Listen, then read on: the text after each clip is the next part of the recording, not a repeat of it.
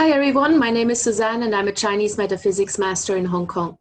What you see behind me is a Luo Pan. That is a Feng Shui compass, and it's one of the main tools that we use in classical Feng Shui whenever we do a Feng Shui audit.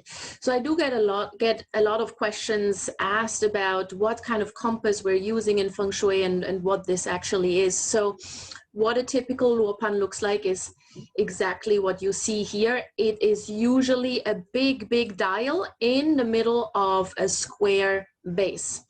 And as you can see on this Luo Pan, there are a lot of different rings, and those rings pretty much all stand for a particular Feng Shui formula. Yeah, depending on what kind of methods we use different rings as the focus points for our measurements.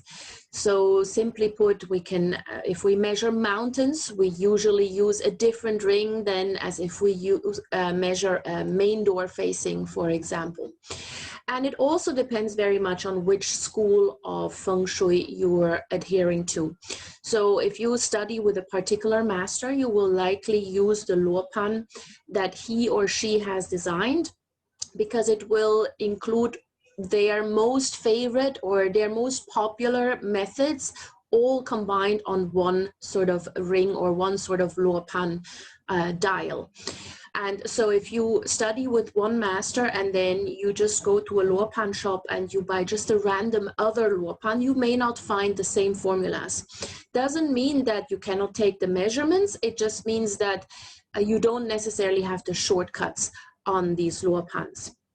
Now, there are different types of Luo Pans as well, depending on which school of thought you subscribe to. So there are, generally speaking, two schools of thought. One is the Sanhe school and one is the Sanyuan school. They ideally work hand in hand, but you may have to use different Luo Pans or different compasses in order to take those measurements. So the Sanhe school focuses mostly on external landforms. Yeah, so when it comes to mountains, rivers, water sources, hills, mountain ranges, so that is usually represented or measured with a Sanhe Luo Pan. Very much used for any type of external measurements, and also when it comes to yin house Feng Shui or graveyard Feng Shui, then we very often use the Sanhe Luo Pan. The Sanyuan Luo Pan is different. It also looks different. The Sanyuan Luo Pan is the Luo Pan we use mostly for internal measurements or for measurements in the direct vicinity of the property. Yeah, so bed facing, desk facing, door facing, these kind of things. Anything that is internal is measured with a Sanyuan Luo Pan. We use it for flying stars assessments. We use it for 8-mansion assessments and measurements. So these are the main two differences between those Luo Pans. Now there is a third kind that is called the Zhonghe Luo Pan. And the Zhonghe Luo Pan is usually a combination of both the Sanyuan Luo Pan and the Sanhe Luo Pan. I don't usually recommend using one of those because, as you can see, the Luo Pan behind me is already very complicated. And if you suddenly add another layer of information into those rings, it becomes almost illegible, and it's very difficult to make sense of it. So usually you stick with one or two different Luo Pans depending on what you do. Yeah, the size obviously also matters when it comes to a Luo Pan. If you have a very small Luo Pan, then it becomes again very difficult to read those rings, or you may be limited to 5 or 6 different formula rings on the Luo Pan. So we usually recommend bigger ones so that you have more options for measurements as well.